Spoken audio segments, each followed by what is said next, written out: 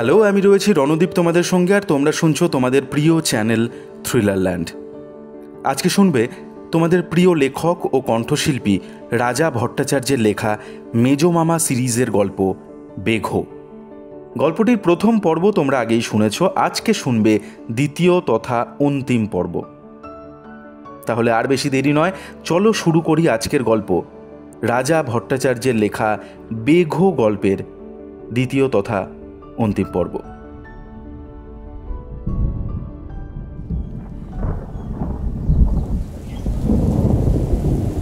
বিকেলেই অবশ্য ঝমঝম করে বৃষ্টি নামল, একেবারে শীতলের বলে দেওয়ার সময় অনুযায়ী ঘড়ি দেখে। আর সেই রাতেই আমি টের পেলাম, একেবারে নিশ্চিতভাবে বুঝতে পারলাম, আমার বন্ধ ঘরের মধ্যে কোনো আশ্চর্য উপায় ঢুকে পড়েছে একটা বাঘ। এই মুহূর্তে সে বসে আছে আমার খাটের নিচে। সম্ভবত উঠে দাঁড়াতে গিয়ে তার পিঠটা লেগে গিয়েছে খাটে, তাই কেঁপে উঠেছে খাট। কাঠ হয়ে বসে রইলাম আমি। স্পষ্ট বুঝতে পারছি ক্রমে আমার সর্বাঙ্গ অবশ হয়ে আসছে, হাত পা ঠক ঠক করে কাঁপতে শুরু করেছে। আর কয়েক সেকেন্ড এইভাবে বসে থাকলে আমি নির্ঘাত অজ্ঞান হয়ে যাব। সত্যি সত্যি বোধহয় অজ্ঞান হয়ে যেতাম আমি। মাথা ঘুরছে, ঘাম হচ্ছে দরদর করে। এমন অপরিসীম ভয়ের অনুভূতি এর আগে কখনো হয়নি। শেষ মুহূর্তে হঠাৎ মনে পড়ল সেই কথাটা, ভয় যদি ঘাড়ে চেপে বসে, সাহস ছুটে পালিয়ে যায়। না, এইভাবে বাঘের পেটে যেতে পারবো না আমি। তার চেয়েও বড় কথা, এই মুহূর্তে আমার যে অবস্থা, তাতে বাঘের কামড় দরকার হবে না, ভয়ই স্ট্রোক হয়ে যাবে এবার। তার চেয়ে লজ্জার মৃত্যু আর কিছু হতে পারে না। এই চিন্তাটাই যেন এক ধরনের মরিয়া সাহস এনে দিল বুকে। সন্তর্পণে খাটের কোণের দিকে সরে গেলাম আমি। তারপর মাথা ঝুঁকিয়ে দিলাম দেওয়াল আর খাটের মাঝখানের এক চিলতে ফাঁক দিয়ে।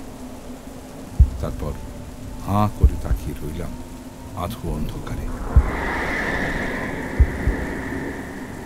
খাটের তলায় বসে আছে প্রকাণ্ড বাঘটা, আমার দিকে পিছন ফিরে দরজার দিকে মুখ করে বসা। পেছনের পা দুটো গুটিয়ে, সামনের পা দুটো ছড়িয়ে দিয়ে যেভাবে বসে সাধারণত, এই মুহূর্তে ডান পায়ের থাবাটা চাটছে খুব মন দিয়ে।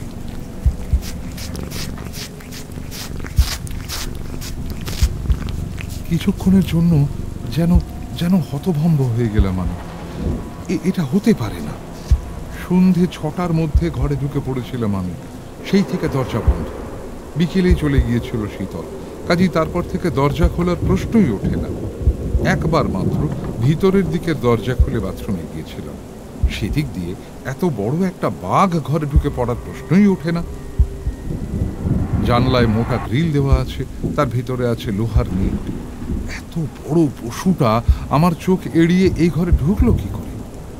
কিন্তু আপাতত এই প্রশ্নের উত্তর পাওয়াটাই প্রধান সমস্যা নয়। স্পষ্ট বুঝতে পারছি, খাট থেকে নেমে মেঝেতে পা রাখা মাত্র বাঘ বেরিয়ে আসবে খাটের তলা থেকে। আর তারপর যে কি হবে তা আর ভাবতে পারলাম না আমি। বুকের ভিতর থেকে কেউ একজন যেন তারস্বরে চেঁচিয়ে উঠল, পালা পালা, এই সুযোগ। বাঘটা অন্যমনস্ক হয়ে আছে, এই সুযোগে পালা। আর দেরি না করে খাটের উপর সোজা হয়ে উঠে দাঁড়ালাম। লম্বা একটা নিঃশ্বাস নিলাম, সমস্ত শরীর যেন শক্ত হয়ে গেল। তারপর একটা প্রকাণ্ড লাফে গিয়ে পড়লাম সোজা দরজার সামনে। এক ঝটকায় খুলে গেল ছিটকিনি। পরের মুহূর্তে আমি গিয়ে পড়লাম বারান্দায়। বিদ্যুৎ বেগে ঘুরে দাঁড়িয়ে দরজাটা বন্ধ করে দিলাম। এবার আমি যে বেঁচে গিয়েছি, বেশ কিছুক্ষণ যেন সেই কথাটাই বিশ্বাস হলো না। হাত পা কাঁপছে ঠক ঠক করে, দাঁড়াতে পারছি না, এত দুর্বল লাগছে, গলা শুকিয়ে কাঠ। কিন্তু এখন এখানে দাঁড়িয়ে থাকলে চলবে না। এক লাফে বারান্দা থেকে নেমে ঊর্ধ্বশ্বাসে দৌড়ে গেলাম পরেশবাবুর বাড়ির সদর দরজার দিকে। পাগলের মতো দরজায় শব্দ করতে করতে চিৎকার করতে লাগলাম, বাঘ বাঘ, পরেশবাবু শিগগির দরজা খুলুন। এতক্ষণে বুঝতে পারলাম ভয়ে আমার গলা বসে গিয়েছে। একটা ভাঙা ভাঙা আওয়াজ বেরোচ্ছে কেবল। শুধু গলা না, শক্তপোক্ত দরজাটাও অবশ্য ভেঙে পড়ার উপক্রম হলো আমার ধাক্কা ধাক্কা ছিল। তাতেই কাজ হলো। মিনিট খানেকের মধ্যেই খুলে গেল দরজা। পরেশবাবু নন, আমার সামনে এসে দাঁড়িয়েছেন অন্য কেউ। এর বয়স কিছুটা কম, দেখতে প্রায় একই রকম। মনে হয় সকালে এঁকেই দেখেছিলাম আমি। তখন অবশ্য পরিচয় জিজ্ঞাসা করার সময় ছিল না। এক ধাক্কায় ভদ্রলোককে সরিয়ে দিয়ে ঢুকে পড়লাম ভেতরে। তিনি তখনও হাঁ হয়ে দাঁড়িয়ে রয়েছেন দরজার সামনে। সেই ভাঙা গলাতেই কোনো মতে চেঁচিয়ে উঠলাম, শিগগির দরজা বন্ধ করে দিন, আমার ঘরের মধ্যে একটা বাঘ ঢুকে পড়েছে। এইবার ঝড়ের বেগে দরজা বন্ধ হয়ে গেল। মুখ সাদা হয়ে গেল ভদ্রলোকের। আতঙ্কিত গলায় তিনিও চেঁচিয়ে উঠলেন, কি বলছো? ঘরের মধ্যে বাঘ? তা তুমি পালিয়ে এলে কি করে? প্রশ্নের উত্তর দেওয়ার বদলে আমি পাগলের মতো হাঁপাতে হাঁপাতে বললাম, একটু জল খাবো, জল। 2 মিনিটের মধ্যে ফাঁকা ঘরটা একেবারে ভরে গেল। পরেশবাবুর গোটা পরিবার চলে এসেছে আমাদের চেঁচামেচি শুনে। সবার আগে পরেশবাবু আমাকে ধরে বসিয়ে দিলেন একটা চেয়ারে। হাতে জলের গ্লাস ধরিয়ে দিয়ে বললেন, আচ্ছা শোনো শোনো, আগে জল খাও প্রেমেন, জল খাও, পরে কথা হবে। চুপ করে বসো, বসো এখানে। মিনিট 10 পরে আমার অবস্থা একটু স্বাভাবিক হল।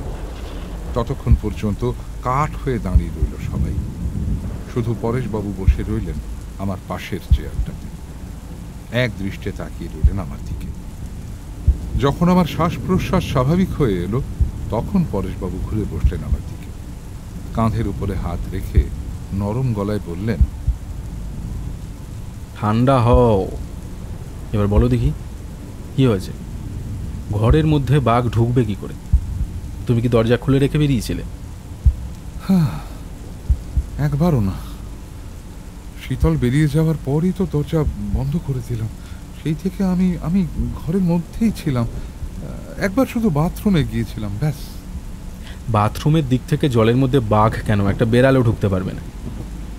মনে হচ্ছে তোমার কোথাও ভুল হচ্ছে প্রেমে। ঠিক দেখেছো তুমি? দৃশ্যটা মনে পড়তেই আমার মুখ আবার ফ্যাকাশে হয়ে গেল। কাঁপা গলায় বললাম,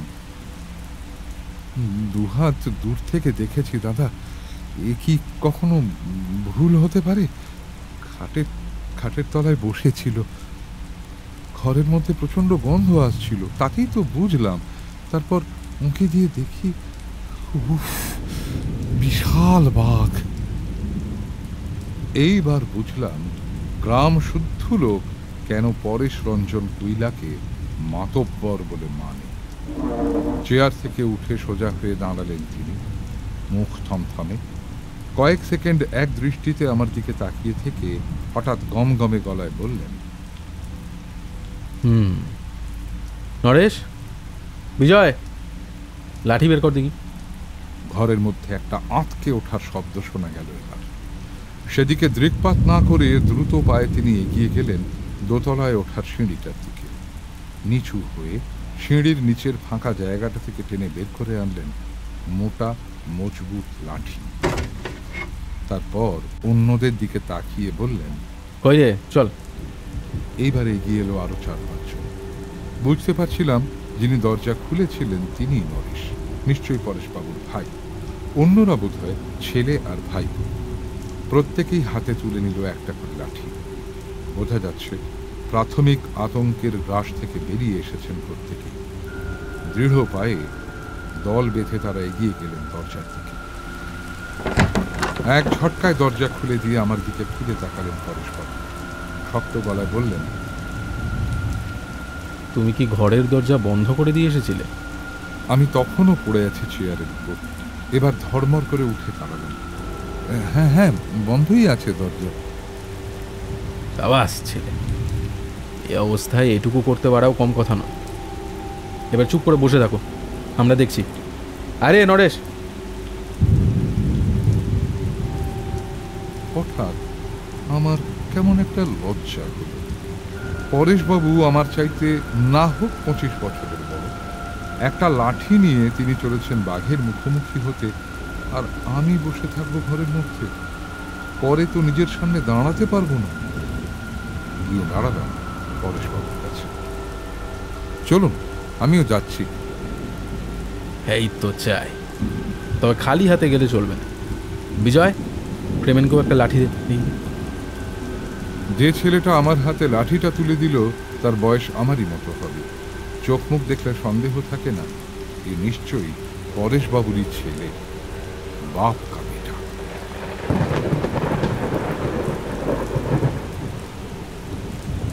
মধ্যরাত, বাইরে নিমনিমে অন্ধকার। আজ আর সন্ধ্যের পর বাইরের বারান্দার লাইটটা জ্বালাই দিলাম। অন্ধকারে বাড়িটাকে ঘুরে দেখাচ্ছে। টর্চটাও ফেলে এসেছি খাটের। পরক্ষণেই একসঙ্গে খান তিনেক টর্চ জ্বলে উঠল, বড় 5 ব্যাটারির টর্চ। ধারালো আলোর রেখা গিয়ে পড়ল আউট হাউসের উপর। ফালা ফালা হয়ে গেল অন্ধকার। সাবধানে আমরা কজন এগিয়ে গেলাম বাড়িটার দিকে। আমার সেই ছেলেবেলায় পড়া গল্পটা মনে পড়ল। ইঁদুরের গলায় ঘন্টা বাঁধবে কে? সাহস করে দরজাটা তো কাউকে খুলে দিতে হবে। সবার আগে বারান্দায় উঠে গেলেন পরেশবাবু। বিজয়ের হাতের টর্চের আলো গিয়ে পড়েছে দরজার উপর। ডান হাতে লাঠিটা শক্ত করে ধরে বাঁ হাতে দরজার ছিটকিনিটা খুলে দিলেন পরেশবাবু। পরক্ষণেই অদ্ভুত কায়দায় সরে গেলেন দরজার সামনে থেকে। বুঝতে পারলাম পাছে বাঘ দরজা খোলার সঙ্গে সঙ্গে ঝাঁপিয়ে পড়ে, তাই এই সতর্কতা। এবং কিছুই ঘটল না। হঠাৎ হঠাৎ করে প্রচন্ড জোরালো একটা শব্দ চমকে দিল আমাকে। পরেশবাবু একটা লাঠি সজোরে ছুঁড়ে মেরেছেন খোলা দরজা দিয়ে সোজা খাটের নিচে। অবিশ্বাস্য আতঙ্কে সর্বাঙ্গ কেঁপে উঠল আমার। এবার নিশ্চয়ই ভয়ঙ্কর হুঙ্কার দিয়ে ঘর থেকে বেরিয়ে এসে আমাদের উপর ঝাঁপিয়ে পড়বে রয়্যাল বেঙ্গল টাইগার। এবং এবারে কিছুই ঘটল না। টর্চের চড়া আলোয় বুঝতে পারছি পরেশবাবুর পুরো মুচকে গেছে। তিনিও বুঝতে পারছেন না এইবার কি করা উচিত। আমাদের দলটা পায়ে পায়ে এসে দাঁড়ালো বারান্দার সামনে। উঁচু বারান্দা ঘিরে হাত তিনেক উঁচু পাঁচিল, সব মিলিয়ে আমার বুক সমান হবে। বিজয়ের হাতের টর্চের আলো এইবার গিয়ে পড়ল ঘরের ভিতর। দরজা দিয়ে অবশ্য খাটটা সরাসরি দেখার উপায় নেই, ওটা খানিকটা বাঁদিকে রাখা আছে। পরেশবাবু এবার সন্তর্পণে এসে দাঁড়ালেন দরজার সামনে। তারপর বসে পড়লেন হাঁটু গেড়ে। কয়েক সেকেন্ড ওইভাবেই বসে থেকে মৃদু গলায় বললেন, বিজয়, হ্যাঁ দেখি এখানে টর্চ টর্চ দে আমার। নিঃশব্দে সিঁড়ি বেয়ে বারান্দায় উঠে গেল বিজয়। টর্চটা এগিয়ে দিল পরেশবাবুর তুলে রাখা হাতটার দিকে।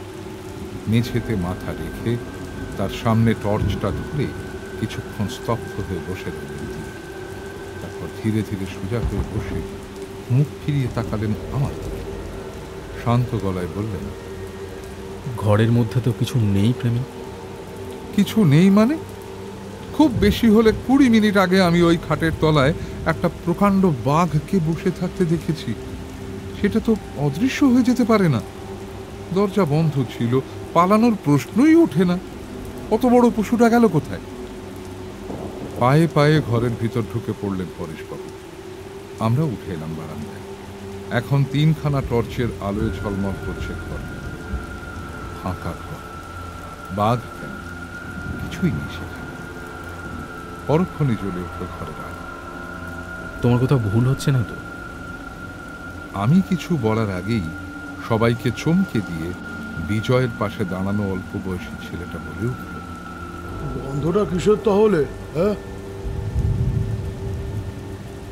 আমার মনে হলো ঠিক যেন একটা চলন্ত সিনেমার দৃশ্য পজ করে দিয়েছে কেউ।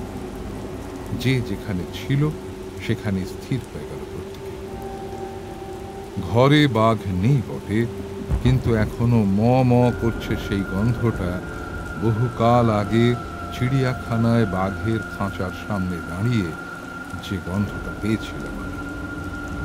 এটা যে বাঘের গায়ের গন্ধ সে বিষয়ে কারো সন্দেহ থাকতেই পারে না।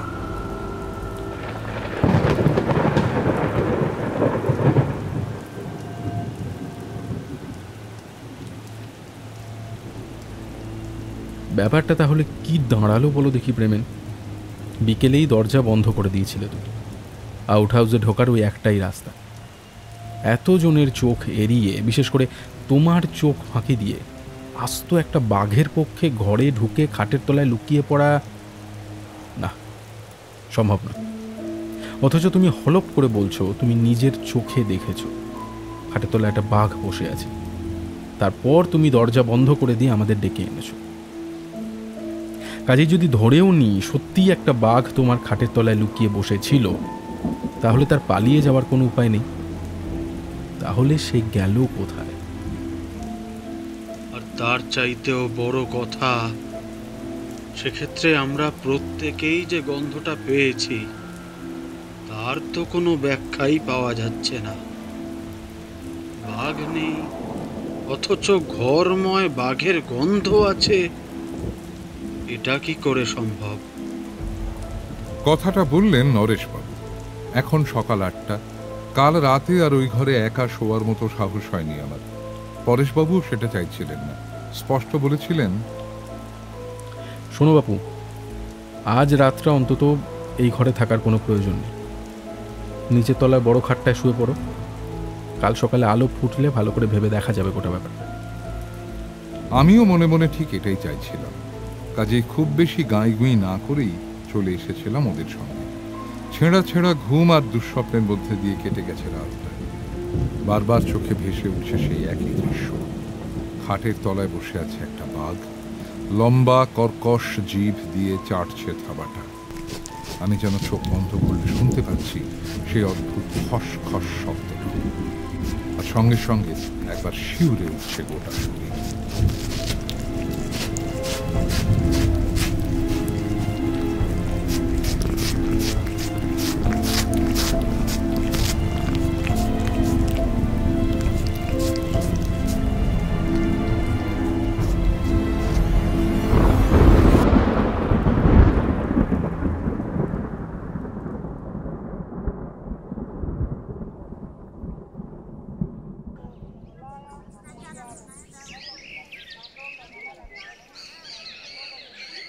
রোদ উঠে গেলে ভয় ডর যেন এমনিতেই একটু কমে যায়। তাছাড়া সকালবেলাতেই এসে গেছে শীতল। এই কদিনের মধ্যেই এই বুদ্ধিমান অথচ মুখ চোরা ছেলেটার উপর কেমন একটা ভরসা এসেছে আমার। সরাসরি আমার ঘরের দিকে গিয়েছিল ও। তারপর দরজার বাইরে থেকে তালা ঝুলছে দেখে ভোরকে গিয়ে চলে এসেছিল পরেশবাবুর মূল বাড়িটাতে। এখন সব কথা শুনে কেমন একটা মুহ্যমান মুখ করে বসে আছে চেয়ারে। হঠাৎ মুখ তুলে বলল, ব্যাপারটা ভালো লাগতেছে না স্যার। কালবুদা একটা ব্যাপার আপনার খেয়াল করেন নাই। আপনি তো নিশ্চয়ই নিজেও গিয়েছিলেন মাজারের দিকে, তাই না? ফেরার পথেই তো তোর সঙ্গে দেখা হলো। ভুলে গেলি নাকি এর মধ্যে? ভুলে যায়নি স্যার, আমি শুধু জিজ্ঞাসা করছি আপনি কি সেই পর্যন্ত গিয়েছিলেন যেখানে সুজিতে সেনা জামা প্যান্ট পরেছিল? গিয়েছিলাম বই কি, কিন্তু কি খেয়াল করিনি সেটা বুঝতে পারছি না। আপনি তো স্যার ছেলেবেলা থেকে বাঘের পিছনে দৌড়াচ্ছেন, এমন কখনো দেখিছেন বাঘ তার শিকারে ধরে নিয়ে গেছে অথচ মাটিতে তার পায়ের ছাপ পড়েনি? ঘরের মধ্যে যেন একটা বাজ পড়ল। পরেশবাবু বড় বড় চোখ করে একবার আমার দিকে তাকালেন, তারপর ঘরের বাকিদের দিকে। সকলেই অবাক হয়ে তাকিয়ে রয়েছে তাঁর দিকে। পায়ের ছাপ ছিল না। তুই ঠিক দেখেছিস? একদম ঠিক দেখেছি স্যার, প্রেমেন্দাও দেখিছে, জিজ্ঞাসা করুন।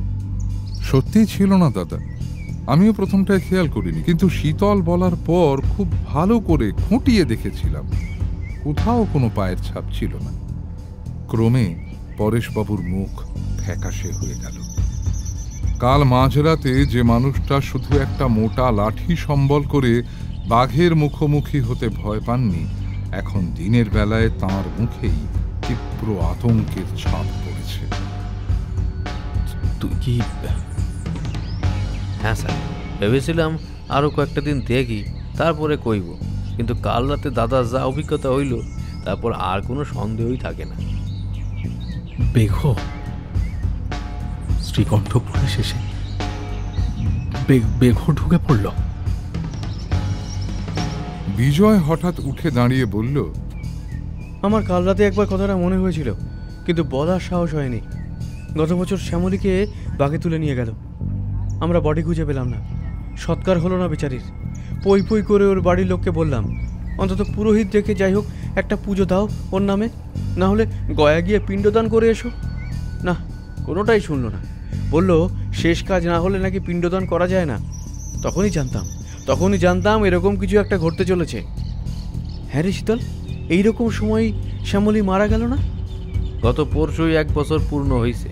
কাল এখান থেকে ফেরার পথে আমি ওর বাড়ি ঘুরে গিয়েছিলাম। ওর মা নিজেই বলল, আমার মেয়েটার মরে গেল, কাজ করতে পারলাম না, বাৎসরিক করা হইল না, কী যে হবে কে জানে। শ্যামলী যদি বেঘো হয়েই ফিরে এসে থাকে তাহলে অবশ্য কিছুই করার নেই। কখন কাকে ভয় দেখাবে, কখন কার দেহ ধারণ করবে, কখন যে কাকে ঠকিয়ে বাড়ি থেকে বের করে নিয়ে গিয়ে মায়াবাঘের মুখে ফেলে দেবে, হে ভগবান, এ কি সর্বনাশ হয়ে গেল।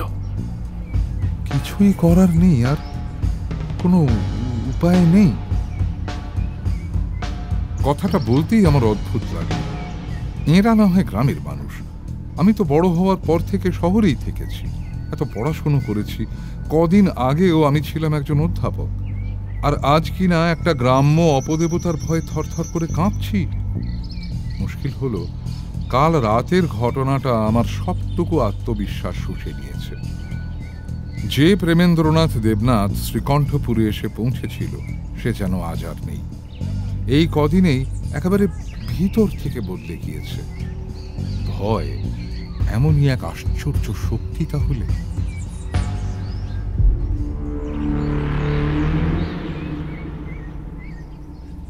একেবারে যে কিছুই করার নেই তা নয় প্রেমেন, উপায় আছে। তীক্ষ্ণ চোখে জানলা দিয়ে বাইরে তাকিয়ে রয়েছেন নরেশবাবু, যেন এই ভয়ঙ্কর বিপদের হাত থেকে পরিত্রাণ পাওয়ার উপায় লেখা রয়েছে বাইরের ওই ঝলমলে রোদ্দুরের গায়ে। এর আগেও একবার আমাদের গ্রামে বেঘোর উপদ্রব ঘটেছিল। সে অন্তত 40 বছরকার আগের কথা। আমরা তখন ছোট। সেবার মারা গিয়েছিল 5 জন। শেষে বাবা একটা উপায় বলেছিলেন। যে অশুভ আত্মা বেঘো হয়ে ফিরে এসেছে, যে কোনো উপায় তার দেহাবশেষ খুঁজে বের করতে হবে। শোনা যায় মৃত্যুর 1 বছর পরে বাঘের হাতে মারা যাওয়া মানুষের আত্মা বেঘো হয়ে যায়। কাজেই এক্ষেত্রে দেহাবশেষ বলতে বড় জোর কয়েকটা হাড় খুঁজে পাওয়া যাবে। সেগুলোকে যথাবিধি শ্মশানে নিয়ে গিয়ে তাদের দাহ করে প্রথা অনুযায়ী তার শেষকৃত্য করতে হবে। তারপর গয়ায় গিয়ে পিণ্ডদান করে এলেই সেই ক্ষুব্ধ আত্মা শান্তি লাভ করে। বেঘোর উপদ্রব থেমে যাবে সঙ্গে সঙ্গে। এ তো প্রায় অসম্ভব ব্যাপার। 1 বছর পরে কি করে খুঁজে পাওয়া যাবে হাড়গোড়? তাছাড়া বলতে গিয়ে হঠাৎ একটা কথা মনে পড়ে থেমে গেলাম আমি। বুঝতে পারলাম আবার আমার সর্বাঙ্গ শিউরে উঠল। কি হলো প্রেমেন? দাদা, যে মেয়েটি 1 বছর আগে মারা গিয়েছিল বাঘের আক্রমণে। শ্যামলীর কথা বলছো? হ্যাঁ হ্যাঁ হ্যাঁ, শ্যামলী। তাকে দেখতে কেমন ছিল বলতে পারবেন? মানে কি বলতো, আমার ছেলের চাইতেও ছোট ছিল মেয়েটা। দাদার কাছে পড়তে আসতো। তখন ওই 2 বেনি করা ফ্রক পরা খুকি। বড় হওয়ার পর তো আর খুব একটা বেশি দেখা হয়নি। তবে ওই ধরো মারা যাওয়ার সময় শ্যামলীর বয়স ছিল 20-21 বছর, কিন্তু চোখ মুখ কাটা কাটা।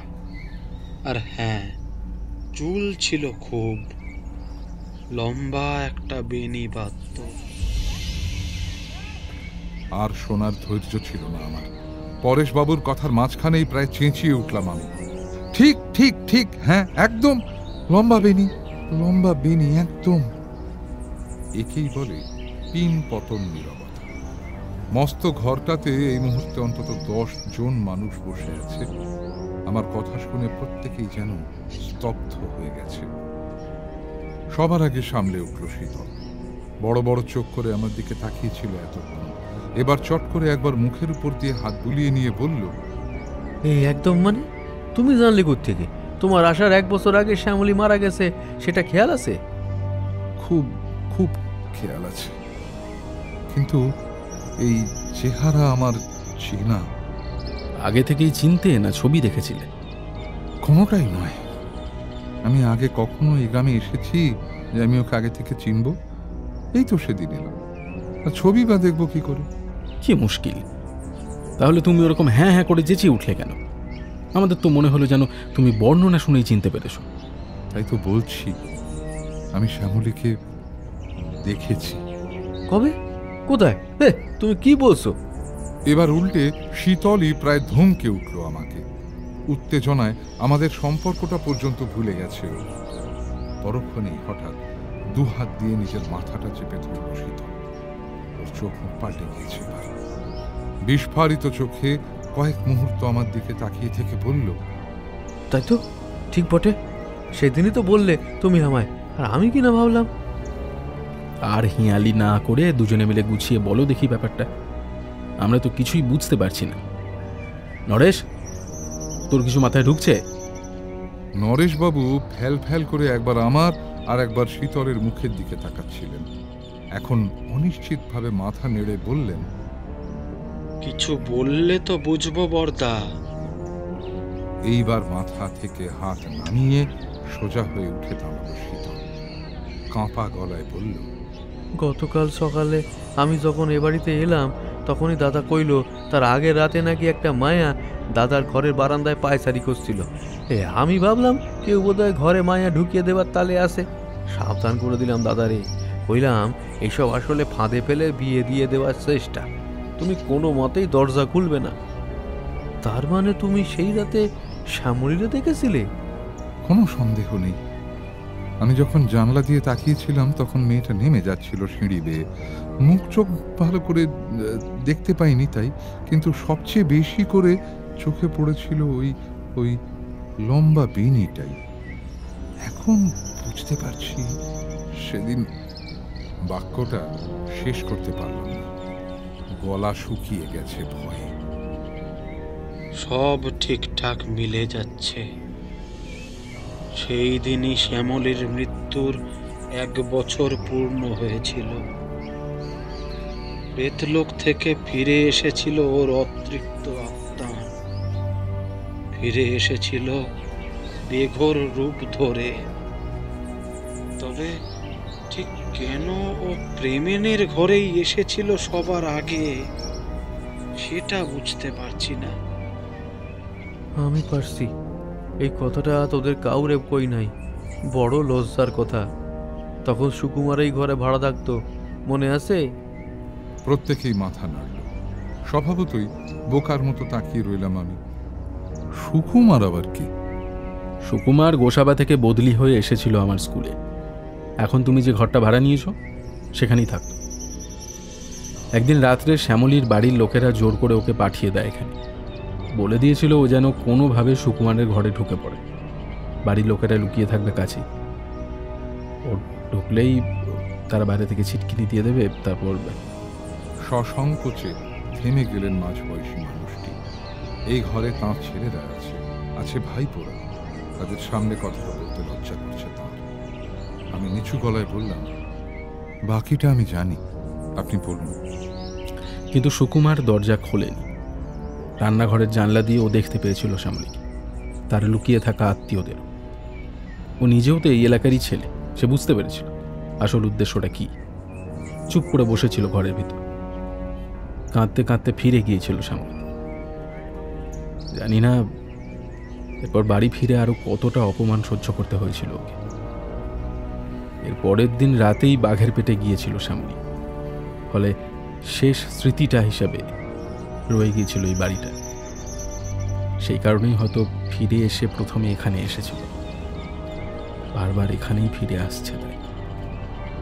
বোকার মতো তাকিয়ে রইলাম আমি। নিজের মানসিক অবস্থাটা নিজেই বুঝতে পারছি না। একদিকে মনে হচ্ছে কি ভয়ঙ্কর বিপদের হাত থেকে বেঁচে গিয়েছি সেই দিন, বা হয়তো কাল রাতেও। আবার মেয়েটার জন্য অসম্ভব খারাপ লাগছে। কতটা অসহায় হলে এরকম জঘন্য প্রস্তাব মেনে নিতে বাধ্য হয় একটি মেয়ে। শুধু মেয়ে হয়ে জন্মানোটাই যেন এদেশে একটা শাস্তির মতো। পরদিন সকালেই আমাকে কথাটা বলেছিল সুকুমার, কিন্তু বারবার বলেছিল আমি যেন কাউকে কথাটা না বলি। শ্যামলীর বড্ড অপমান হবে তাতে। সে কারণেই পরেশবাবুর কথা থেমে গিয়েছে, কারণ এইমাত্র দরজার সামনে এসে দাঁড়িয়েছেন এক ভদ্রলোক। দেখেই মনে পড়ে গেল কাল মাজারের দিকে যাবার পথে পরেশবাবুর সঙ্গে এঁকেই দেখেছিলাম। লম্বা চওড়া পেটানো চেহারা। এই সকালেও ভদ্রলোক দাঁড়িয়ে রয়েছেন একেবারে খালি গায়ে। সকালের মতোই নিম্নাঙ্গে শুধু একটা গেরুয়া ধুতি, লুঙ্গির মতো করে পরা। পরেশবাবু তাড়াতাড়ি উঠে দাঁড়িয়ে বললেন, এসো মহিন, তোমার কথাই ভাবছিলাম। চা খাবে তো? থমথমে মুখে খানিকক্ষণ ঘরের দিকে তাকিয়ে থেকে ভদ্রলোক গম্ভীর গলায় বললেন, না হে পরেশ, চা খেতে আসেনি। তোমাদের বাড়ির ঘটনাটা এইমাত্র শুনলাম, একটা কথা বলবো বলে ছুটে এসেছি। তাই কালকে শ্যামলীর কথা উঠেছিল, মনে আছে? আমরা চট করে একে অপরের দিকে তাকালাম। ইনি কোথা থেকে খবর পেয়েছেন জানি না, কিন্তু বোঝাই যাচ্ছে খবরটা পাওয়ার পর একই কথা মনে হয়েছে এঁরও। ভেতরে এসো, সেই ব্যাপারেই কথা ছিল তোমার সঙ্গে। ভদ্রলোক এতক্ষণে ভিতরে ঢুকলেন। তারপর একটা অদ্ভুত তীক্ষ্ণ চোখে তাকিয়ে রইলেন আমার দিকে। অস্বস্তি হতে লাগলো আমার। এইভাবে কেউ তাকিয়ে থাকলে সেটাই স্বাভাবিক। আচ্ছা, কাল তোমার সঙ্গে দেখা হয়েছিল না? তুমি আর শীতল কোথায় যেন যাচ্ছিলে। আমি উত্তর না দিয়ে মাথা নাড়লাম। আমার কাছে এসো তো একবার। এই আবার কেমন কথা? বয়স্ক মানুষ, কিছু বলতেও পারছি না। এক ঘর লোক অবাক হয়ে তাকিয়ে রয়েছে আমার দিকে। পায়ে পায়ে এগিয়ে গিয়ে দাঁড়ালাম ভদ্রলোকের সামনে। তেমনি তীক্ষ্ণ চোখে আমার কপালের দিকে তাকিয়ে রইলেন ভদ্রলোক। চোখে পলক পড়ছে না, যেন আমার কপালে কিছু লেখা আছে আর সেটাই তন্ন তন্ন করে পড়ছেন তিনি। ঘরে নেমে এসেছে একটা অস্বস্তিকর নীরবতা। প্রায় 5 মিনিট পরে একটা লম্বা নিঃশ্বাস ফেললেন ভদ্রলোক। খেয়াল করলাম তাঁর কপালে ফুটে উঠেছে বিন্দু বিন্দু ঘাম, যেন খুব মানসিক পরিশ্রম গিয়েছে। তারপর ইনি যেটা করলেন তার জন্য অবশ্য আমরা কেউই তৈরি ছিলাম না। বুকের কাছে হাত নিয়ে এসে খুলে ফেললেন একটা স্ফটিকের মালা। কালকেই লক্ষ্য করেছিলাম ভদ্রলোকের গলা থেকে ঝুলে আছে বেশ কয়েক গাছে এইরকম মালা। এমন মালা আমি এর আগে কখনো দেখিনি। তারই একটা আমার দিকে এগিয়ে দিয়ে তিনি বললেন, আজ এখনই স্নান সেরে এটা পরে নেবে। এটা কোন কাজে লাগবে সেটা আমি তোমাকে পরে বলবো। আপাতত শুধু একটা কথা শুনে রাখো, সম্পূর্ণ অকারণে তুমি একটা ভয়ঙ্কর বিপদে পড়েছো। আবার বলছি, শোনো, এর পেছনে তোমার কোনো দোষ নেই। নিতান্তই গ্রহ বৈগুণ্যে তুমি এর মধ্যে পড়ে গিয়েছ। যাও যাও, স্নান করে মালাটা পরে এসো। আমি কেমন একটা হতভম্ব হয়ে গেলাম। বিপদে আমি পড়েছিলাম কাল রাতে, সেই বিপদ তো কেটে গিয়েছে আপাতত। তাহলে ইনি এরকম বলছেন কেন? আর তাছাড়া একটা স্ফটিকের মালা আমাকে সেই বিপদ থেকে বাঁচাবেই বা কি করে? আমার অবস্থাটা বুঝতে পেরে এক পা এগিয়ে এলেন পরেশবাবু। বললেন, প্রেমেন, এ হলো আমার ছোটবেলার বন্ধু মহেন্দ্রনাথ ভট্টাচার্য। ছোটবেলায় এক স্কুলে পড়েছি, একসঙ্গে নারকেল চুরি করেছি। বড় হয়ে আসামে চলে গিয়েছিল চা বাগানের চাকরি নিয়ে। এই বছরখানেক হলো ফিরেছি। আমি অবাক ভাবটা কাটিয়ে উঠে একটু হেসে বললাম, ওহো, আসামের কোথায় ছিলেন আপনি?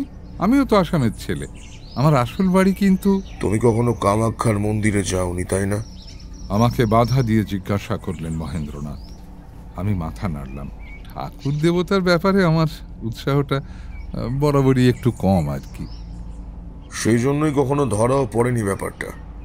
আমার গুরু বা অন্য যেসব সাধকেরা কামাখ্যার মন্দিরে সাধনা করেন, তাদের সামনে গেলে তারা তোমাকে আগেই সাবধান করে দিতেন। সে যাই হোক, তুমি এখনই যাও, স্নান করে মালাটা পরে এসো। ততক্ষণ আমি একটু পরে সে সঙ্গে কথা বলে নিই। নিশ্চিন্তে তোমরা ঘরে ফিরে যাও, আর ভয় নেই। আমি কিছু না বুঝেই হঠাৎ ভদ্রলোককে একটা প্রণাম করলাম। এর উপস্থিতির মধ্যেই কেমন একটা ভরসা জাগানো ব্যাপার আছে। মহেন্দ্রনাথ কিন্তু প্রথা অনুযায়ী আমাকে আশীর্বাদ করলেন না, তার পরিবর্তে তাঁর অনামিকাটা চেপে ধরলেন আমার কপালের উপর। হঠাৎ মনে হলো যেন আমার সর্বাঙ্গে একটা বিদ্যুতের ধারা নেমে গেল। 1 সেকেন্ডের ব্যাপার, তার মধ্যেই আমার শরীরটা থরথর করে কেঁপে উঠল। একবার মাথাটা ঘুরে গেল, কিছুক্ষণের জন্য দৃষ্টি আবছা হয়ে গেল। সম্বিত ফিরে পেয়ে দেখি মহেন্দ্রনাথ তখনও এক দৃষ্টে আমার দিকে তাকিয়ে রয়েছেন। তাঁর 2 চোখে যুগান্তরের ইশারা। এইবার ধীরে ধীরে তাঁর ঠোঁটে ফুটে উঠল আশ্চর্য এক হাসির রেখা। মৃদু গলায় বললেন, যাও, আমি তোমাকে বেঁধে দিয়েছি। অন্য কোনো সময় যদি কেউ এসব আমাকে বলতো, আমি বোধহয় হো হো করে হেসে উঠতাম। এসব বুজরুকি আমি ছেলেবেলা থেকে দেখে আসছি। কিন্তু আজ হাসি পেল না, বরং স্পষ্ট বুঝতে পারলাম অসম্ভব ছড়ছড়ে লাগছে শরীর। কালকের অসহ্য উৎকণ্ঠা, তারপর বিনিদ্র রাত কাটানোর ক্লান্তি, সমস্ত যেন ধুয়ে মুছে সাফ হয়ে গেছে। আর কথা না বলে রওনা দিলাম নিজের ঘরটার দিকে। হাতের মুঠোয় স্ফটিকের মালাটা যেন একটু গরম হয়ে উঠছে বলে মনে হলো। পিছন থেকে পরেশবাবু বলে উঠলেন, স্নান সেরে এখানেই ফিরে এসো, কিন্তু আমাদের সঙ্গে আজকে ব্রেকফাস্ট করবে। শীতল, তুইও খেয়ে নিবি এখানে। স্নান সেরে মালাটা গলায় পরে নিতেই একটা অদ্ভুত অনুভূতি হলো আমার, যেটা বলে বোঝানো শক্ত। যে তুলনাটা আমার মাথায় এলো তা হলো, যুদ্ধে যাবার আগে বর্ম পরে নিলে সম্ভবত সেকালের যোদ্ধাদের এইরকম একটা নিশ্চিন্ত অনুভূতি হতো।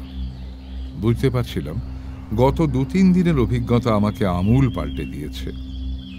সমস্ত গ্লানি নিঃশেষে মুছে ফেলে পরেশবাবুর মূল বাড়িতে ফিরে এলাম আমি। ঘরটা ইতিমধ্যেই প্রায় ফাঁকা হয়ে গিয়েছে। 2টো চেয়ারে বসে আছেন শুধু পরেশবাবু আর মহেন্দ্রনাথ। একটু দূরে দাঁড়িয়ে রয়েছে শীতল।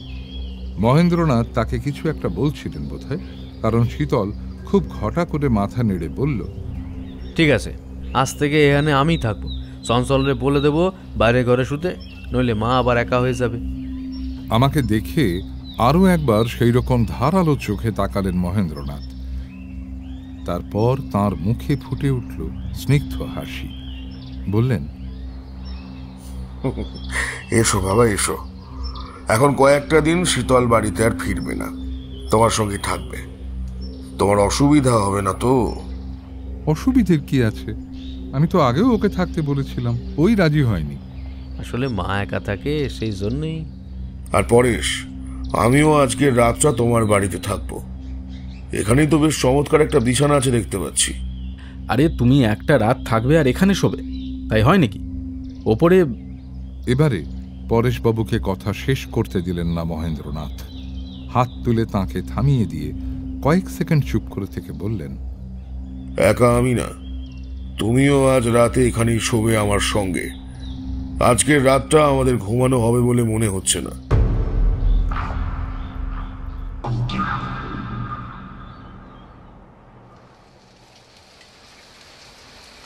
বেঘর কথাটা নির্ঘাত সবাই জেনে গিয়েছে, বুঝলে দাদা। সন্ধ্যার পর থেকে এই রাস্তা দিয়ে একটাও লোক যায় নাই। তুই কি সারা রাত জানলা ধরে দাঁড়িয়ে থাকবি নাকি? খাটে উঠে বস না ভালো করে। সত্যি বলতে গেলে সন্ধ্যের পর থেকে জানলার সামনে দাঁড়িয়ে রয়েছে শীতল। খুব সরু একটা ফাঁক করা রয়েছে জানলাটায়। এক মনে সেইটে দিয়ে বাইরের উঠোনটা জরিপ করছে ও। রাত 9টা বাজে, তার মানে ও প্রায় 3 ঘন্টা ওখানেই দাঁড়িয়ে রয়েছে। মাঝে একবার শুধু দৌড়ে গিয়ে রাতের খাবারটা বানিয়ে রেখে এসেছে। সারাদিনের মধ্যে কিছুই ঘটেনি আজ। মৌলেরা আবার জঙ্গলে গেছে, মধু নিয়ে এসেছে। গাড়ি এসেছে ঘড়ি ধরে 4টের সময়। মধু, মোম, আরও 2-1 রকমের টুকিটাকি জিনিস গাড়িতে তুলে কলকাতায় পাঠিয়ে দিয়েছি আমি। সারা বিকেল বারান্দায় বসে হিসেব লিখেছি মন দিয়ে। এক কথায়, শ্রীকণ্ঠপুর এসে পৌঁছানোর পর থেকে সাধারণত আমি যেরকমভাবে একটা দিন কাটিয়েছি, আজকের দিনটা ছিল ঠিক সেই রকম। আর সেই কারণেই হয়তো অল্প অল্প করে মনের ভিতর থেকে মুছে গিয়েছে ভয়ের শেষ রেশটুকুও। কালকের স্মৃতিও সামান্য ফিকে হয়ে এসেছে সময়ের ব্যবধানে। এখন মনে হচ্ছে সকালে মহেন্দ্রবাবুর সামনে ওরকম হকচকিয়ে যাওয়ার কোনো কারণ ছিল না। খামুখা একটা অদ্ভুত দেখতে স্ফটিকের মালা পরে বসে আছি জোকারের মতো। সন্ধে থেকে ঘরের জানলা দরজা সব বন্ধ। আজ আবার টিপ টিপ করে বৃষ্টি শুরু হয়েছে। বাইরে সুন্দর ঠান্ডা হাওয়া দিচ্ছে, কিন্তু ঘরটা গরম হয়ে আছে। সব মিলিয়ে একটু বিরক্ত লাগছে এইবার। আমার কথা শুনে ফিরে তাকালো শীতল। অনেকক্ষণ দাঁড়িয়ে আছে। ওরও বোধহয় ভালো লাগছিল না। আড়মোড়া ভেঙে ফিরে এসে খাটে উঠে বসতে যাচ্ছিল। তারপর মন বদলে বলল, চা খাবি দাদা? তাহলে আমিও 1 কাপ খেতাম। ব্যাপারটা বুঝতে পেরে হেসে ফেললাম আমি। এতক্ষণ এক জায়গায় বসে থাকা শীতলের অভ্যেস নেই। ভিতরে ভিতরে ও নিজেও একটু বিরক্ত হয়ে উঠেছে। বললাম, করবি? কর তাহলে। এই সময় একটু চা পেলে তো ভালোই হয়। শীতল রান্নাঘরে চলে গেল। কি করব বুঝতে না পেরে বালিশের পাশে রাখা গীতবিতানটা টেনে নিলাম আমি। হাতে কাজ না থাকলে গানগুলোকে কবিতা হিসেবে পরপর পড়ে যাওয়া আমার অনেক কালের অভ্যেস। প্রায় কিছু না ভেবেই খুলে ফেললাম প্রকৃতি পর্যায়। মধু গন্ধে ভরা গানটা বেরিয়ে পড়ল একবারে। প্রিয় গান পড়তে লাগলাম এক মনে। মধু গন্ধে ভরা মৃদু স্নিগ্ধ ছায়া নিপকুঞ্জ তলে, শ্যামকান্তিময়ী কোন স্বপ্ন মায়া, ফিরে বৃষ্টি চলে। হঠাৎ একটা অদ্ভুত অনুভূতি আমার সর্বাঙ্গে শিহরণ তুলল। সত্যিই একটা খুব মিষ্টি গন্ধ পাচ্ছি এই মুহূর্তে। এরকম হয় অবশ্য মাঝে মাঝে। খুব মন দিয়ে বর্ষার গান পড়তে পড়তে হঠাৎ ভুল হয়ে যায়। মনে হয় যেন বাইরে সত্যিই বৃষ্টি হচ্ছে। তেমনই কিছু হবে নিশ্চয়ই। মেঘমুক্ত সহাস্য শশাঙ্ক কলা পর্যন্ত পৌঁছানোর পর আর পড়া সম্ভব হল না। গন্ধটা ক্রমশ তীব্র হয়ে উঠছে। মনে ভুল নয় তাহলে, সত্যি পাচ্ছি গন্ধটা। বই থেকে চোখ তুলে চারিদিকে একবার তাকালাম। স্বভাবতই ঘরটা ফাঁকা।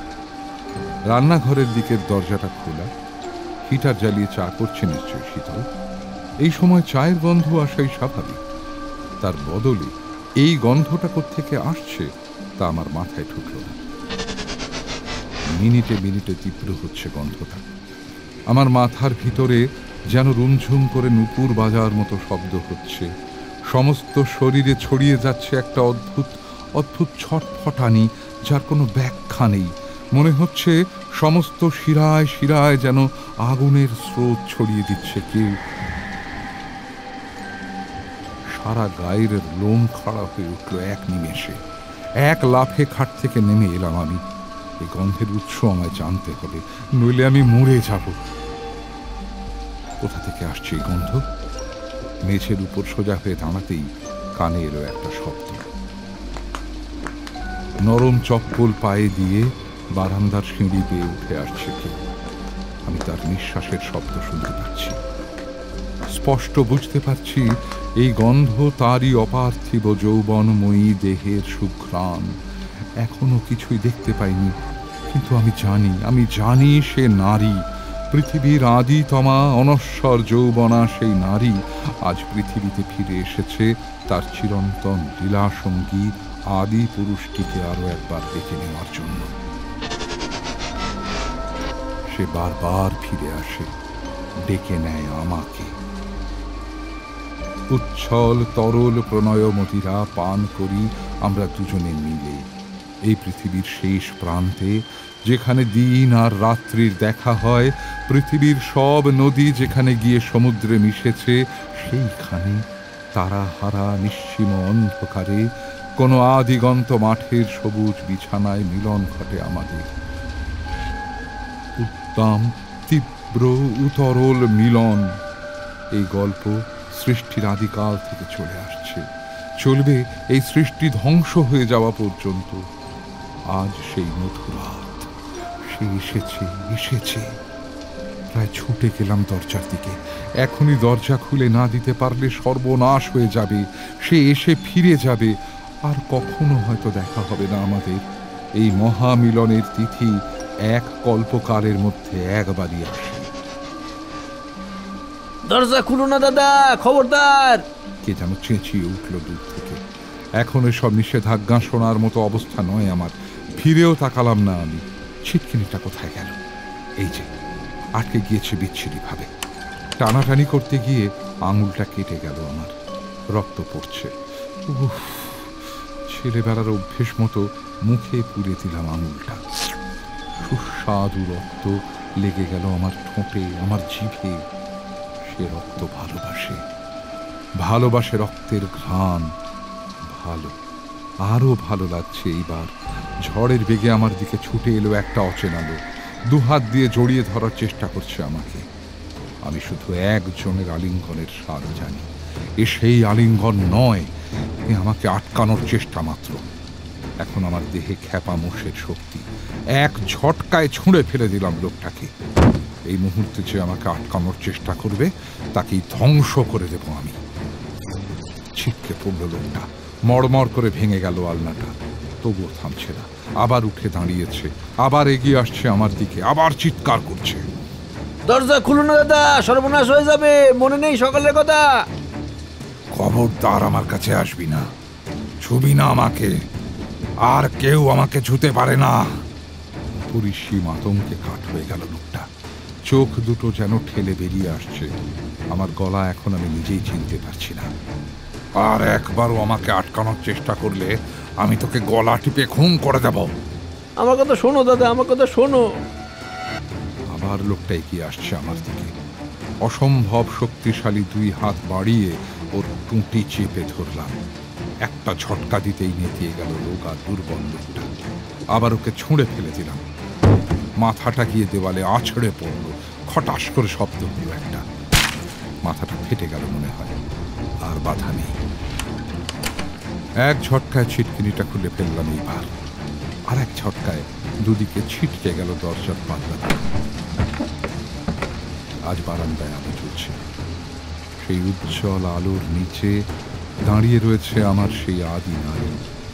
কাটা কাটা মুখ, দুই চোখে অসহ্য কামনামদির দৃষ্টি, স্পষ্ট আহ্বান, দীঘল চেহারা। আজ লম্বা বেনিটা সামনে এনে দুলিয়ে দিয়েছে সুডৌল বুকের উপর দিয়ে। নেমে এসেছে নাভি পর্যন্ত, ঠিক যেন এক নাগিনী সেই অপূর্ব নাভি মিলে চুম্বন করতে উদ্যত হয়েছে। সেটা হতে দেওয়া যায় না। ওই নাভিতে চুমু খাওয়ার একমাত্র অধিকার আমার, আমার। এই দেহের উপরে আর কারো কোনো অধিকার নেই। এই দেহের প্রতিটি চড়াই উতরাই পথ শুধু আমি চিনি। একমাত্র আমি জানি এই নারীর স্তনসন্ধির আদিম সুগন্ধ, এর সরু কোমরে থমকে থাকা যৌবনের পথ। তাল কামনার ঢেউয়ে ভেসে যাচ্ছে আমার সর্বাঙ্গ। আমার প্রতিটি কোষ থেকে আগুনের ফলকা বেরোচ্ছে। নিজের শরীরে টের পাচ্ছি এক আদিম উত্থান। চোখ তুলে তার মুখের দিকে তাকিয়ে থমকে গেলাম আমি। আমার চোখের দিকে নয়, সে তাকিয়ে আছে আমার মুখের দিকে। কেন, কি হয়েছে আমার বুকে? মুখ নামিয়ে সেই দিকে তাকালাম আমি। সেই স্ফটিকের মা। এখন আর তার রং সাদা নয়, গোলাপি। সেই রং বদলে যাচ্ছে ধীরে ধীরে। কয়েক সেকেন্ডের মধ্যে আমার চোখের সামনে তার রং বদলে হয়ে উঠল টকটকে লাল। এইবার মনে হচ্ছে যেন প্রতিটি স্ফটিক থেকে এক অবিশ্বাস্য তীব্র লাল রশ্মি বেরিয়ে আসছে। গোটা বারান্দা ভরে গিয়েছে সেই লাল আলোয়। তৎক্ষণে একটা অস্ফুট কাতর শব্দ শুনে চমকে চোখ তুলে তাকালাম আমি। আমার সেই চিরবাঞ্ছিত নারীর আশ্চর্য কামনা ঘন মুখ, কখন যেন বদলে গিয়েছে। বিভৎস যন্ত্রণায় সেই অনিন্দ সুন্দর মুখ বেঁকে চুরে ভেঙে যাচ্ছে রেখায় রেখায়, চোখ দুটো ঠেলে বেরিয়ে আসছে, আর ঠোঁট বেঁকে যাওয়ায় বেরিয়ে এসেছে তার দাঁত। অবিশ্বাস্য, অসম্ভব বড়, প্রায় 3 ইঞ্চি লম্বা সদন্ত। আমি যেন মুগ্ধ হয়ে গেলাম।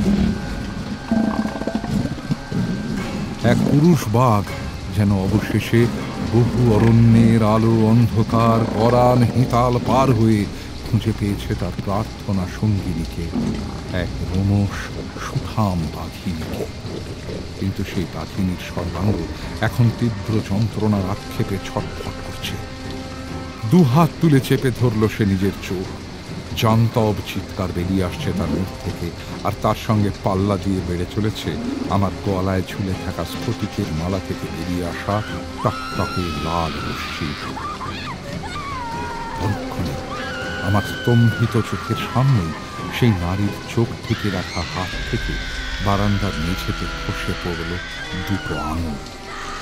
আমার পায়ের সামনে ছটফট করতে লাগলো সেটুকু।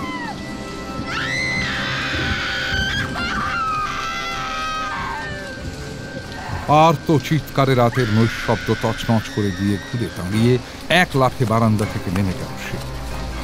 তারপর ঝড়ের বেগে ছুটতে শুরু করলো রাস্তার দিকে।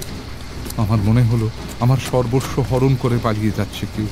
সর্বনাশ হয়ে যাবে আমার যদি এই নারী হারিয়ে যায়। উন্মাদের মতো তার পিছু নিলাম আমি। লক্ষ্যই করলাম না নিজের পিছন থেকে ভেসে আসা ধাবমান পদধ্বনি। কেউ ছুটে আসছে আমার পিছন পিছন। পিছনে ফিরে তাকানোর সময় নেই আমার হাতে। যে কোনো মুহূর্তে চোখের আড়াল হয়ে যাবে আমার চিরন্তন কামনার ধন, আমার শাশ্বত প্রেমিকা, আমার মিলন রাত্রির চিরসঙ্গী। এই সময় পিছনে ফিরে তাকানো যায় না। আবছাভাবে শুনতে পাচ্ছি দূর থেকে ভেসে আসা চিৎকার, দাদা তুমি কি পাগল হয়ে গেলে? দাঁড়া, ওর পিছনে ছুটো না।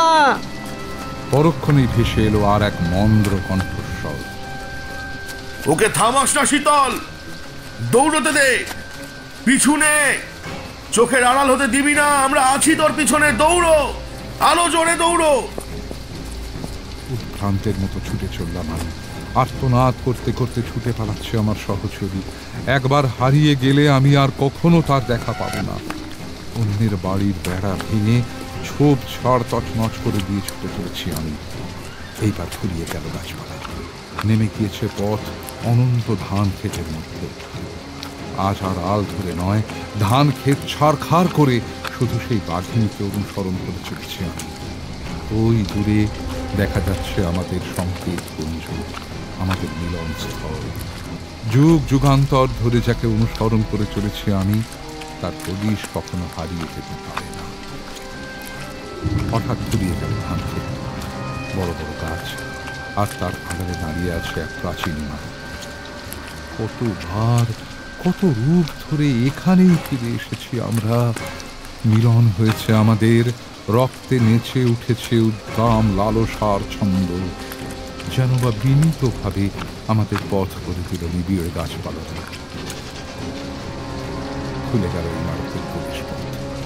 স্ফটিকের মালা থেকে ঠিকরে আসা আলোর তীব্রতা যেন চরমে পৌঁছেছে। সেই আলোয় লাল হয়ে উঠেছে জীর্ণ ইমারতের ইট খসে যাওয়া দেওয়াল, আর সেই চূর্ণ দেওয়ালের পটভূমিকায় ভগ্ন প্রায় দরজার ঠিক পাশেই ঘন কালো রেখায় আঁকা হয়ে আছে এক নারীর মূর্তি। গতির নেশায় কখন খসে পড়েছে তার বেশবাস। অদৃশ্য হয়েছে চিরচেনা ডুরের শাড়ি, তারই সঙ্গে খসে গিয়েছে শেষ লজ্জাটুকু। তার নগ্ন দেহের প্রতিটি বিন্দুতে পৌঁছে যাচ্ছে অলজ্জিত লাল আলো, আর সেই দেহ এইবার কুঁকড়ে যাচ্ছে যন্ত্রণার আক্ষেপে। মুখ থেকে বেরিয়ে আসছে গোঙানির শব্দ, একে একে খসে পড়ছে তার দেহাংশ, রক্ত মাংস ছিটকে লাগছে দেওয়ালে। বিস্ফারিত চোখে সেই দিকে তাকিয়ে রইলাম। এই নারী দেহ না থাকে আমার এই জীবনে কি রইল আর?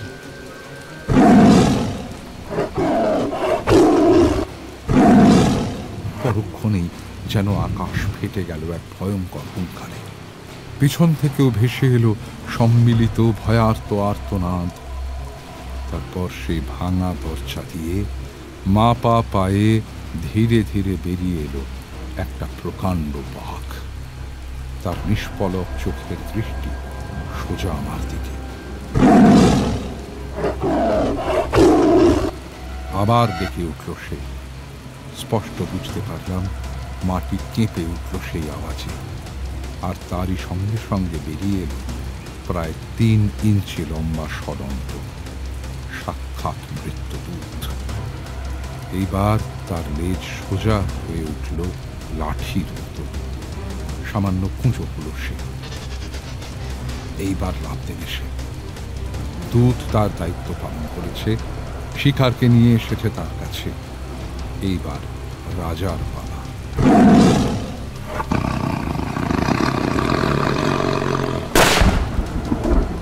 কানের বড় জোর 5 হাত দূরে বন্দুকের শব্দ হলে ঠিক যা হওয়ার কথা তাই হল। জ্ঞান হারিয়ে মাটিতে লুটিয়ে পড়ল আমার দেহটা। আর কিছু মনে নেই।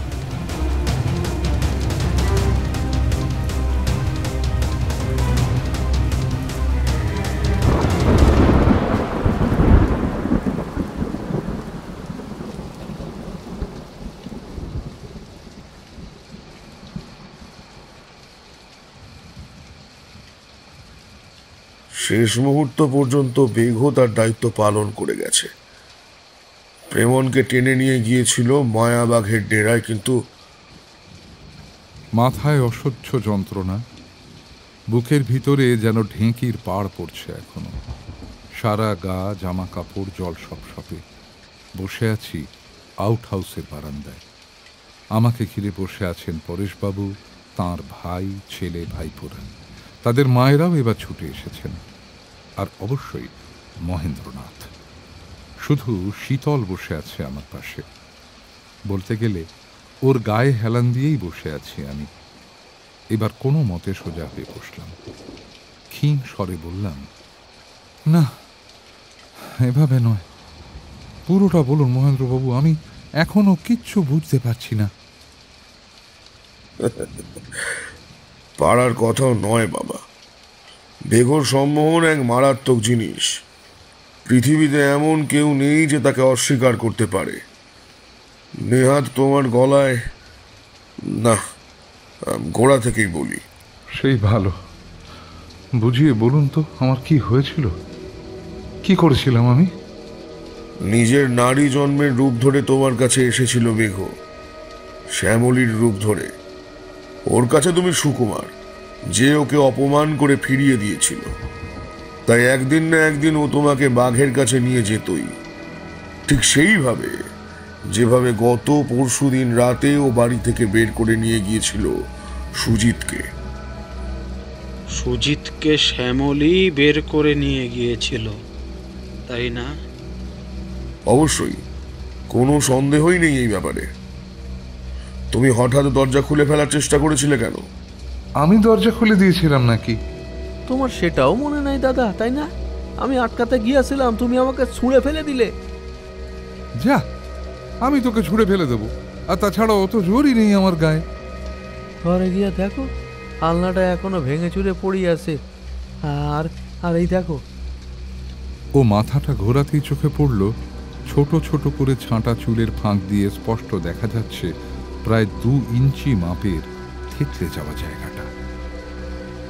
কি কি ভয়ঙ্কর! আমি তোকে এরকম করেছি? আমি কি পাগল হয়ে গিয়েছিলাম? একরকম তাই। বেঘো তোমাকে সম্পূর্ণ বশে এনে ফেলেছিল। সম্ভবত কোনো গন্ধের প্রভাবে এরকম হয়ে থাকবে। দরজা খুলে বেরিয়ে এসেছিলে তুমি, কিন্তু সঙ্গে সঙ্গে জাগ্রত হয়েছিল স্ফটিকের মালা। ওকে পার হয়ে তোমাকে ছোঁয়ার ক্ষমতা এমনকি এত শক্তিশালী প্রেতাত্মারও ছিল না। স্ফটিকের মালা? স্ফটিক? আমার ডান হাতটা বিদ্যুৎ বেগে উঠে এলো বুকের উপরে। আছে, ঠিক আছে মালাটা। ছোটবেলায় এক কালী পুজোর দিনে আমি আর দাদা মিলে ঘর বন্ধ করে খুব ধুনো পুড়িয়েছিলাম। ঘর একেবারে ধোঁয়ায় আচ্ছন্ন হয়ে গিয়েছিল। আমরা একে অপরকে দেখতে পাচ্ছিলাম না, এমন অবস্থা। সেই সময় মা এসে আমাদের ধমক দিয়ে জানলা দরজা সব খুলে দিয়ে ফ্যান চালিয়ে দিয়েছিল। কিছুক্ষণের মধ্যে বেরিয়ে গিয়েছিল সব ধোঁয়া। স্পষ্ট হয়ে উঠেছিল ঘরের চালচিত্র। আজ এই মুহূর্তে ঠিক সেই অনুভূতিটা হলো আমার। এতক্ষণ মাথাটা যেন ধোঁয়ায় ভরেছিল, কিছুই ঠিক করে দেখতে পাচ্ছিলাম না। স্ফটিকের মালাটা ছোঁয়ার সঙ্গে সঙ্গে যেন কোথায় কতগুলো দরজা জানলা খুলে গেল। ধোঁয়াটে ভাবটা কেটে গেল মিনিট খানেকের মধ্যেই। এইবার মনে পড়ল সেই মালার লাল হয়ে ওঠা, সেই তীব্র রশ্মির ছটা, আর বেঘোর সেই আঙুল খসে পড়া। টলমলে ভাবটা কেটে গেল মুহূর্তের মধ্যে। এক লাফে উঠে দাঁড়ালাম আমি, তারপর টেনে তুললাম শীতলকে। ওর ঠিক পিছনে মেঝের উপর পড়ে রয়েছে মানুষের দুটো কাটা আঙুল। এইটুকু সময়ের মধ্যেই সে দুটো ধপধপে সাদা হাড়ে পরিণত হয়েছে। শিউরে উঠে এক পা পিছিয়ে গেলেন সবাই। মহেন্দ্রবাবু কিন্তু এগিয়ে এলেন উল্টে। মেঝেতে হাঁটু গেড়ে বসে হাড় দুটো সযত্নে তুলে নিলেন একটা লাল শালুর ঝুলিতে। এটা কি? এটা শ্যামলীর অবশিষ্ট অস্থি। আমি জানতাম আজ নয় কাল ও তোমাকে ঘর থেকে বের করে নিয়ে যাওয়ার চেষ্টা করবেই। তৈরি ছিলাম আমরা সবাই। কাজেই তুমি যে বেঘর পিছন পিছন সম্মোহিত হয়ে ছুটে যাচ্ছ সেটা বুঝতে বিন্দুমাত্র দেরি হয়নি আমাদের। আমরা তৎক্ষণাৎ তোমাদের পিছু নিয়েছিলাম। ততক্ষণে স্ফটিকের শক্তি আরো বেড়েছে, ফলে দেহ ধারণ করে থাকা আর সম্ভব হলো না বেঘর পক্ষে। বাঘ যতক্ষণে বেরিয়ে এলো ততক্ষণে বেঘ ধ্বংস হয়ে গিয়েছে। পড়ে আছে শুধু কয়েকটা হাড়। সেই অস্থি আপনি তুলে এনেছেন ওখান থেকে? কেন? কি করবেন এগুলো দিয়ে? আজই এক্ষুনি এই অস্থিগুলোকে নিয়ে যাব শ্মশানে। দাহ কার্য হবে, শাস্ত্র অনুযায়ী শেষকৃত্য সম্পন্ন হবে। আমি নিজেই সমস্ত কাজ করব। তাহলেই মুক্তি পেয়ে পরলোকে চলে যাবে শ্যামলী, আর তাকে ইহলোক আর পরলোকের মধ্যবর্তী এই অভিশপ্ত জীবন বয়ে বেড়াতে হবে না। এবার তার ছুটি। অনেকগুলো দীর্ঘশ্বাস একসঙ্গে পড়লে বাতাস আরো ভারী হয়ে ওঠে, সেটা এবার বুঝতে পারলাম। কোনো দোষ ছিল না মেয়েটার। সুকুমারের দরজা না খোলা কিংবা বাঘের আক্রমণে মারা যাওয়া, এর কোনোটাই শ্যামলীর দোষ হতে পারে না। অথচ শাস্তি পেয়েছিল মেয়েটাই। হয়তো এই দেশে মেয়ে হিসেবে জন্মানোটাই এমন মারাত্মক এক অপরাধ যার জন্য শাস্তি পেতেই হয়। অন্য কোনো অপরাধ থাক বা নাই থাক। পরক্ষণেই সেই ভয়াবহ দৃশ্যটা মনে পড়ে গেল আমার। অন্ধকার মাজারের ভাঙা দরজা দিয়ে ধীর নিশ্চিত পদক্ষেপে বেরিয়ে আসছে একটা বাঘ। চাঁদের ম্রিয়মান আলোতেও ঝকঝক করছে 3 ইঞ্চি লম্বা ভয়ঙ্কর সদন্ত। আমার উপর ঝাঁপিয়ে পড়ার জন্য তৈরি হচ্ছে সে। তারপর যেন কি হলো ঠিক মনে পড়ে গেছে। বন্দুকের আওয়াজ শুনেছিলাম একটা, তারপরেই সব অন্ধকার হয়ে গেল। আর বাঘটা? বাঘটা নয়, বাঘ দুটো। তার একটা মায়া বাঘ, যাকে তুমি দেখেছিলে। আসলে সে বেঘ, বাঘের রূপ ধারণ করেছে, পায়ের ছাপ পড়ে না তাই। আর একটা সেই বাঘ যার কাছে শ্যামলী তোমাকে নিয়ে গিয়েছিল। বেঘর আসল কাজ যেটা, আর সেই বাঘ যে মোক্ষম সময় মারা গেল। এইবার মহেন্দ্রবাবুর চোখ ঘুরে গেল তাঁর বাল্যবন্ধুর দিকে। পরেশবাবুর মুখে ফুটে উঠেছে বিড়ম্বিত হাসির রেখা। এটার জন্য অবশ্যই এমন একটা কাজ করতে হয়েছে আমাকে, যাকে আর যাই হোক শিক্ষকোচিত বলা চলে না। তার মানে? একটু ডাইনে সরে দাঁড়ালেন পরেশবাবু। এবার দেখতে পেলাম তাঁর পিছনে প্রায় লুকিয়ে থাকা ছেলেটিকে। কালো প্যান্ট, কালো শার্ট, চোখে সতর্ক ধূর্ত চাউনি, হাতে একটা অদ্ভুত দেখতে লম্বাটে বন্দুক। এই উইনচেস্টার 70 রাইফেলটা অবশ্য আমার বাবার। গাদা বন্দুক দিয়ে রয়্যাল বেঙ্গল টাইগার শিকার করা যায় না বলে আজ বের করে দিয়েছিলাম বিল্টুকে। অভাবে পড়ে মাঝে মধ্যে চোরাগোপ্তা, হরিণ, শুয়োর এসব শিকার করে বটে, কিন্তু আসলে তো আমারই ছাত্র। জীবনে কখনো টার্গেট মিস করেনি ব্যাটা।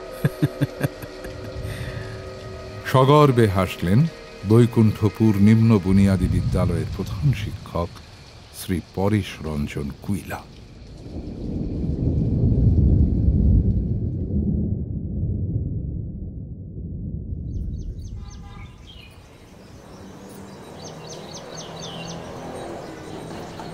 কই রে পিনু, বেলা 2টো বাজে, খেতে দিবি না? চমকে উঠে নড়ে বসলেন প্রণতি। চোখ দুটো ভিজে গেছে অনেক আগে, আর সেটা তিনি লুকাবার চেষ্টা করেননি একবারও। স্মিত চোখে মেজমামার দিকে কয়েক সেকেন্ড তাকিয়ে নিয়ে একটা নিঃশ্বাস ফেললেন তিনি। তারপর ভিজে গলায় জিজ্ঞেস করলেন, মহেন্দ্রবাবু শেষ পর্যন্ত শ্যামলের সৎকার করেছিলেন? নিজে সব কাজ করেছিলেন তিনি, দাহকর্ম, ঘাট কাজ, পারলৌকিক ক্রিয়া। আর তার পরদিনই শ্যামলীর ভাইকে পাঠিয়ে দিয়েছিলেন গয়াতে পিণ্ড দিয়ে আসার জন্য। স্পষ্ট বলেছিলেন, বাবা বেঁচে থাকতে তো মেয়েটাকে শান্তি দিলি না, অন্তত মরার পর যাতে তার আত্মাটা মুক্তি পায় সেই ব্যবস্থাটুকু কর। তারা আর দেরি করেনি। প্রাণের ভয় কার নেই বলো দেখি? বেঘো আর ফিরে আসেনি নিশ্চয়ই? না, কেনই বা আসবে? এই প্রশ্নের উত্তর অবশ্যই সুমিতের কাছে নেই। চুপ করে গেলেন তিনি। কয়েক সেকেন্ড চুপ করে থেকে মেজমামা বললেন, তবে একটা কথা গত 40 বছর ধরেই মনে রেখেছি, বুঝলে সুমিত, নারীর এই অকারণ অপমান বোধহয় পৃথিবী আর সহ্য করতে পারছে না। দেখো, পৃথিবীর সব দুঃখী মেয়ের লজ্জিত মুখ একদিন বাঘের চোখ হয়ে জ্বলে উঠবে। আহা, আজ তো আর মেয়েদের অন্যের ঘরে জোর করে ঢুকিয়ে দেওয়া হয় না। তোমাদের এই শহুরে গণ্ডির বাইরে একটা মস্ত দুনিয়া আছে, তার কতটুকু আমরা জানি বলো দেখি? তাছাড়া শুধু অন্যের ঘরে ঢুকিয়ে দেওয়াই তো অপমান নয়, আরো কত কি ঘটে যাচ্ছে প্রতি মুহূর্তে, বন্ধ ঘরে, ট্রেনে, বাসে। আমি শুধু ভাবছি কি সাংঘাতিক অবস্থা থেকে বেঁচে ফিরেছিলে তুমি। মুখে কিছু না বলে নিজের বুকের উপর একবার হাত ছোঁয়ালেন প্রেমেন্দ্র। অমনি খটখট করে মৃদু শব্দ তুলে নড়ে উঠল একগাছি স্ফটিকের মালা। এখন অবশ্য তার রং ধপধপে সাদা।